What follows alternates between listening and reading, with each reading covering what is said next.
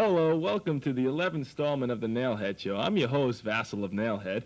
This is WFDB Bear, and the Nailhead is transmitting thoughts via Boston because I forgot to bring him down with me today.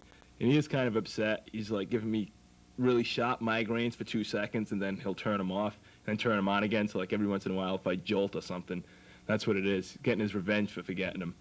But we weren't going to do an 11th show because we figured 10 was enough. You know, nice round, even number, 10 shows under your belt, you know, move on to bigger, better things.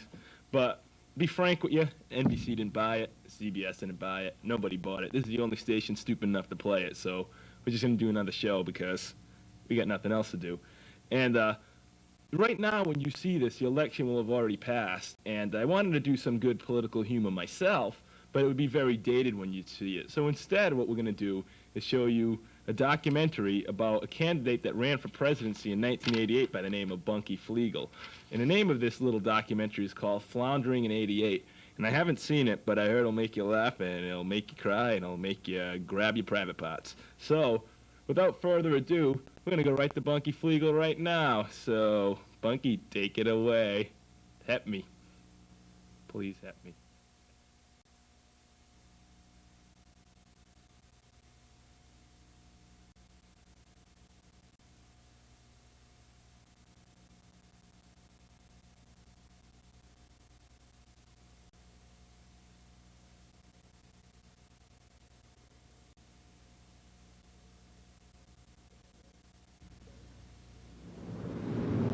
Today, I, Bunky A. Fleagle, am announcing my candidacy for president as a member of the RNP Party, the Refurbished Nice Persons Party. I'm running because I care about America, because I care about its many problems, its tribulations, its self-inflicted wounds,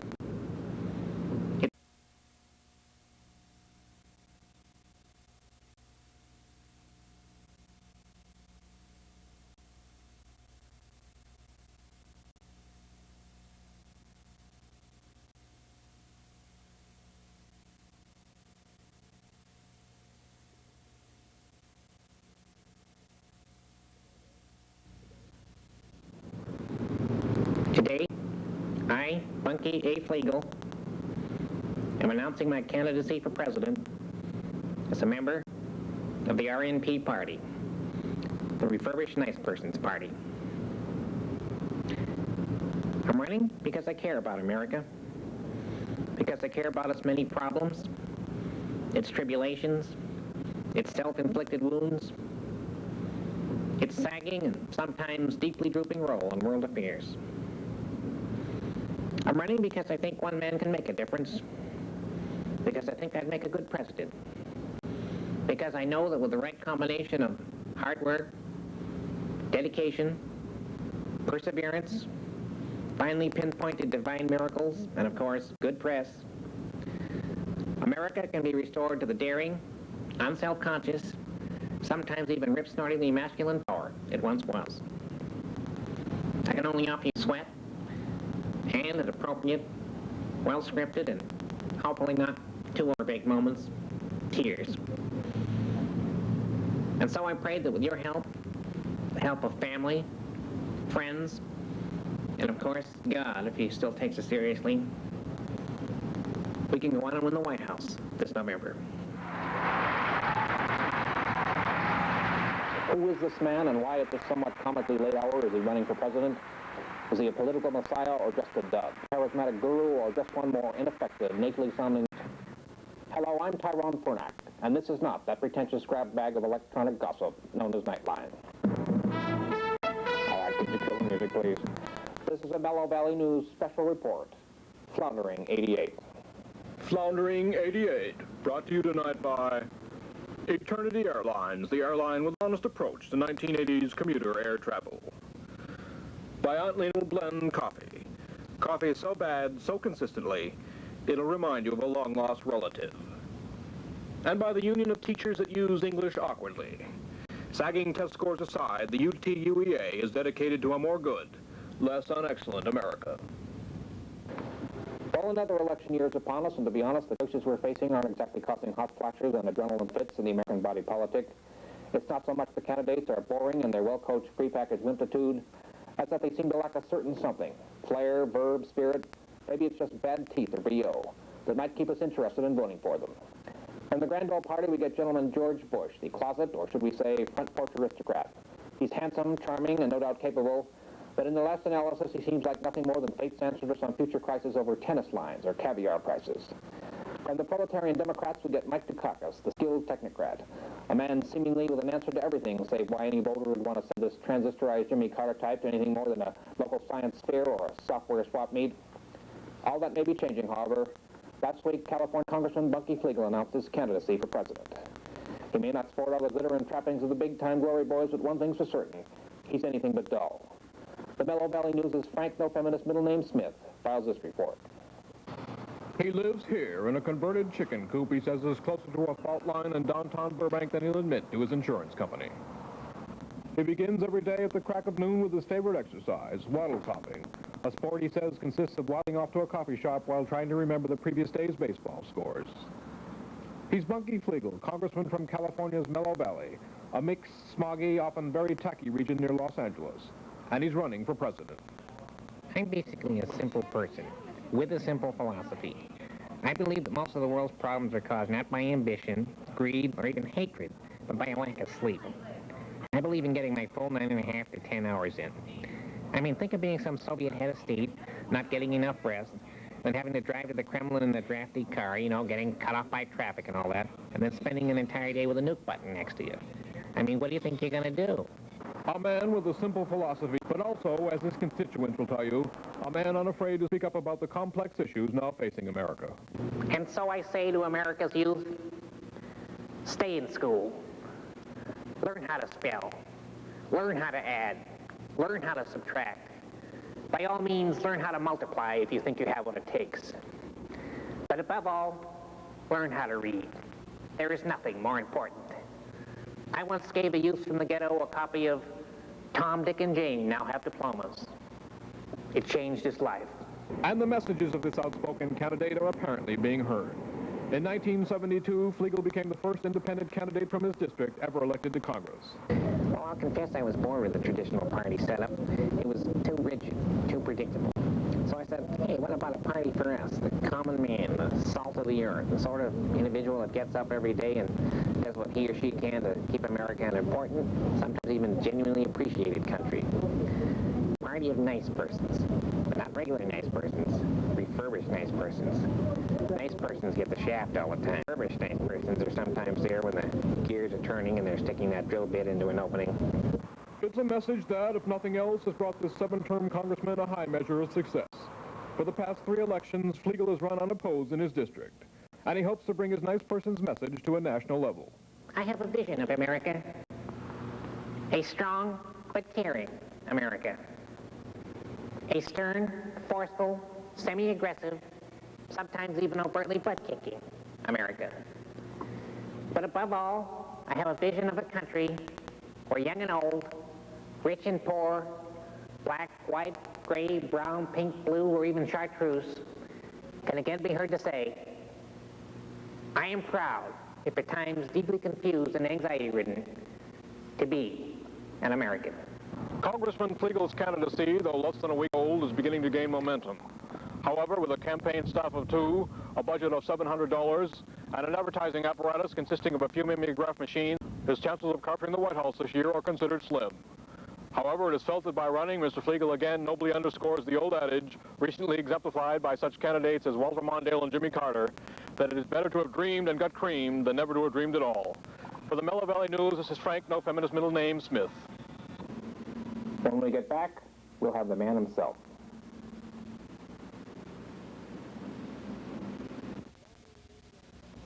Foundering 88 is also brought to you by Bitchy Gay Guy, the mouthwash that never quits. Use it once and block your ears. Bitchy Gay Guy is a continuing complaint against bacteria, mouth odor, and off-color microbes. By the law offices of Ted Lucifer. Forget those sleazy geeks in the videos. Trust your problems to a man with an in the business. By More Smarter, the magazine of the news semi-literacy. And by Extended Black Homily Cologne for Men. Like a soul brother in high verbal gear, Nobody really understands it, but it's guaranteed to get you action.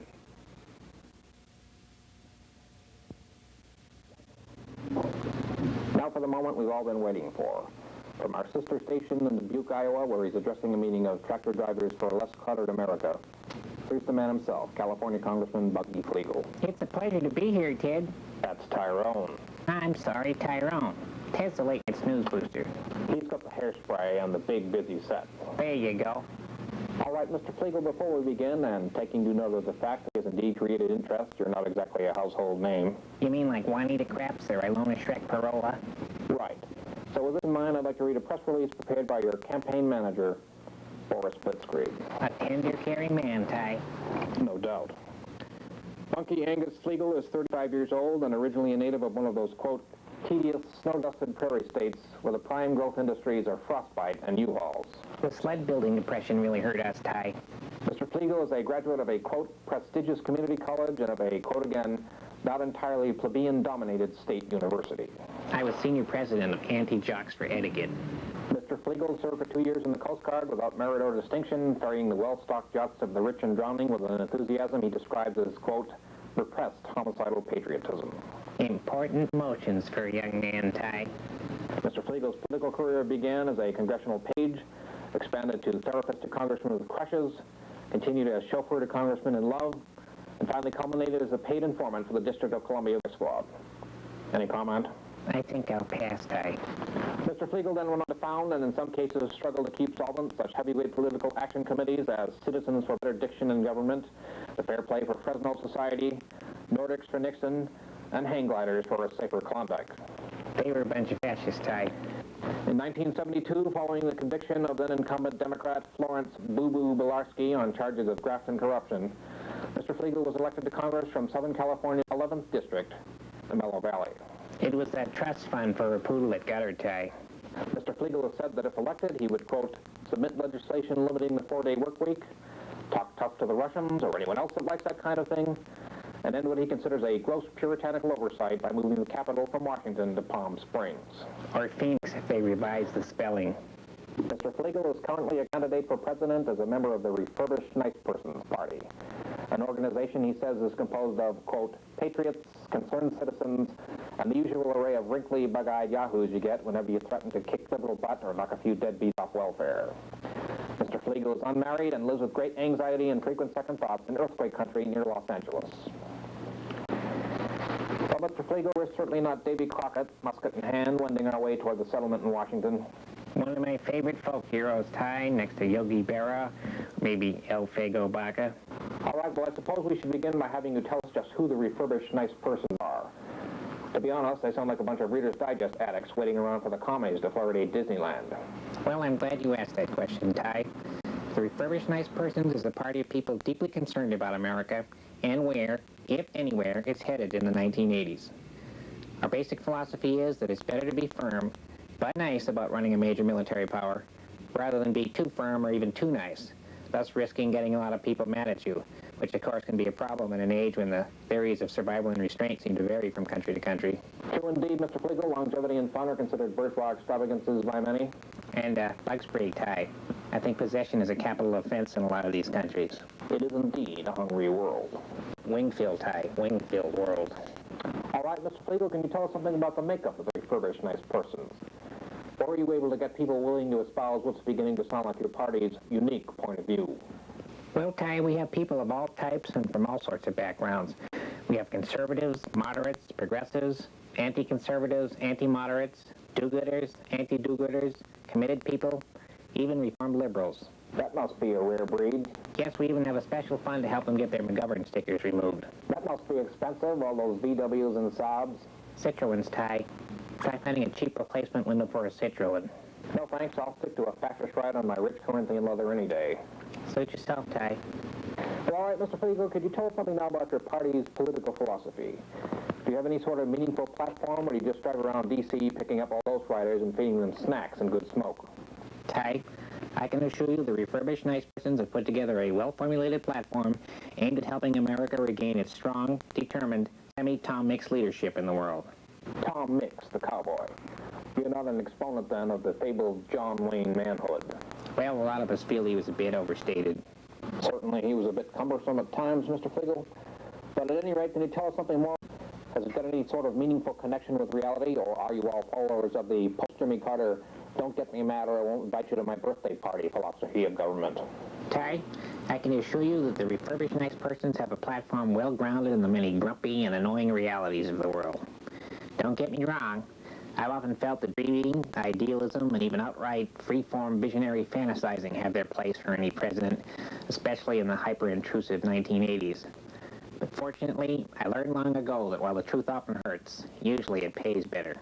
So if the Russians invaded, say, West Germany or France, you wouldn't respond by banning the sale of Brussels sprouts or placing the U.S. ping pong team under house arrest? Ty, I can assure you that if the Russians invaded West Germany, I would immediately get on the phone, call Moscow, and yell and scream and make it absolutely plain I would not tolerate such actions on the part of the Soviet government. And then what? Well, we'd think of something. I mean, they'd know it'd be a long time before we kissed and hugged over roast Cossack or whatever it is they ate when they're out snookering the Burgies. What about France? Weren't they the people that denied us airspace during the Libyan raid? Yes. What kind of chocolates does a Russian premier like? Anything with a high candy content. I'll keep that in mind. All right, we need to take a break. When we get back, we'll ask Mr. Fleagle about his party's vision for a better America.